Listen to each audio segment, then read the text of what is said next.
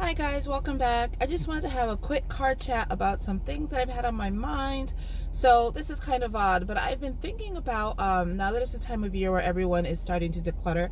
I was actually going to put up a declutter video and I changed my mind because I couldn't think of, I was looking at my things. There was nothing I really wanted to declutter at this time. Um, but between that and just conversations I was having with my sister about some YouTube channels I enjoy watching, and I was thinking like, minimalism has been in style for like over 10 years now, and it's so popular to minimize and get rid of everything and downsize, and Swedish death cleaning is a thing, and all these ideas of like get rid of, you need less, you need less, you need less, which I have done. I had decluttered when I lived in my condo. I had decluttered the condo so bare bones to where I almost had nothing at one point. But then after about 1 or 2 years, I started to miss my things, and I wanted that situation back.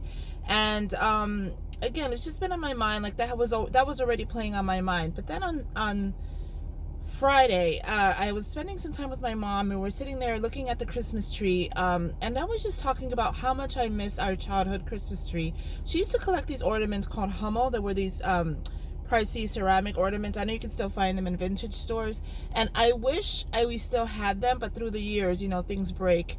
And I was explaining to her, it's not that I missed a tree, it's not that I missed the house I grew up in, it's that I missed that feeling that I had. I missed that warmth and that comfort that just gets lost throughout the years, and that's something I want to replicate in my home, to have that warmth and comfort.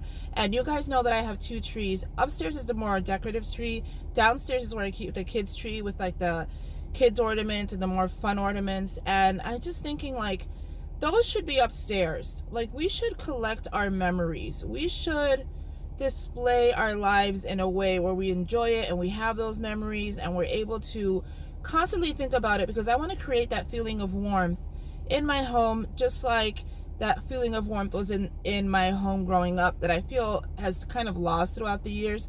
Why does that tie to minimalism?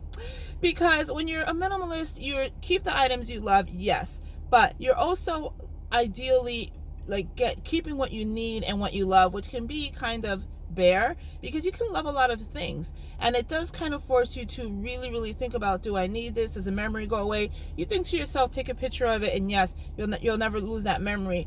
I'm kind of starting to feel like that's not true, because while we have pictures of our childhood home, I don't have that same, it doesn't resonate the same for me anyway. So that got me into a rabbit hole of this idea of maximalism, which I know has been a buzzword lately. I kind of was looking into it a few months ago, and then I kind of gave up on it. But I was looking again this weekend about maximalism. It's getting popular because of the grand millennial trend and people being home more and people wanting that cozy feeling. And I was just thinking to myself, am I actually a maximalist? Have I been decluttering all this time, not understanding that really I'm a maximalist? When I really started to research what it was to be a maximalist, and always thinking that it's kind of like, oh, if you're a maximalist, you just keep clutter. You just keep like loud, obnoxious, cluttered things in your house. That's not what it actually is. So maximalism is actually based on being a collector, a treasure hunter, a memory keeper. And when I thought of it that way, I said, oh my God, I think I'm actually a maximalist. I think that is a better fit for what I would want in my life, because I am a memory keeper.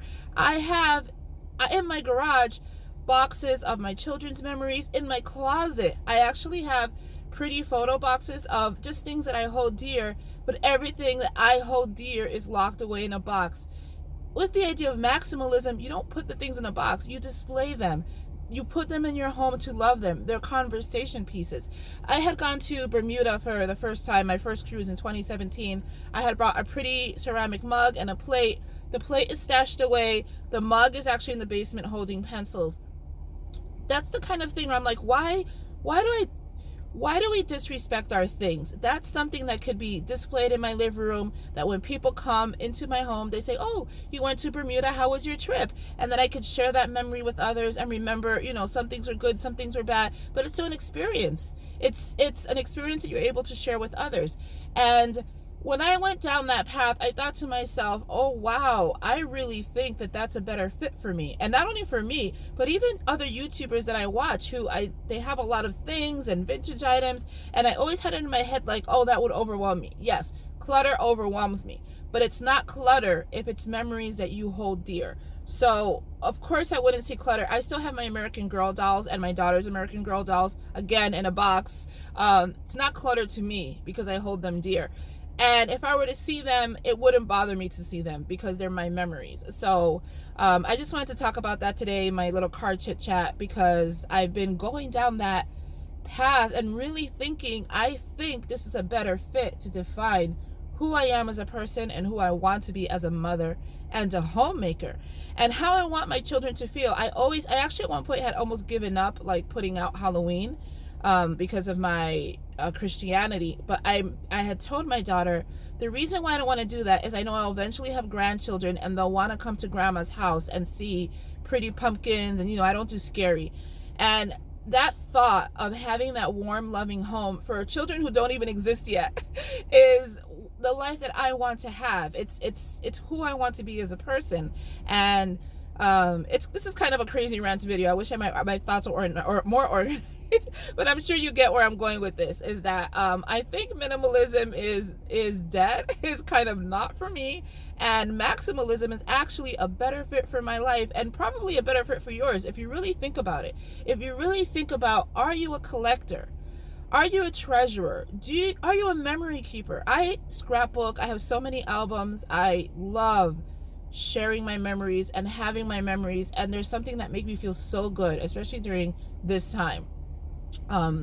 Where everything is just so, you want to hold on to those good times, because right now there's so much going on. So just some food for thought, you guys. Let me know, are you into maximalism? Have you heard of maximalism? Is it something for you? I would love to do like a more in-depth video on this if I have time. We'll see. But it's such a good idea to explore maximalism. Is it for you? Let me know in the comments. I will see you guys soon, guys. Bye.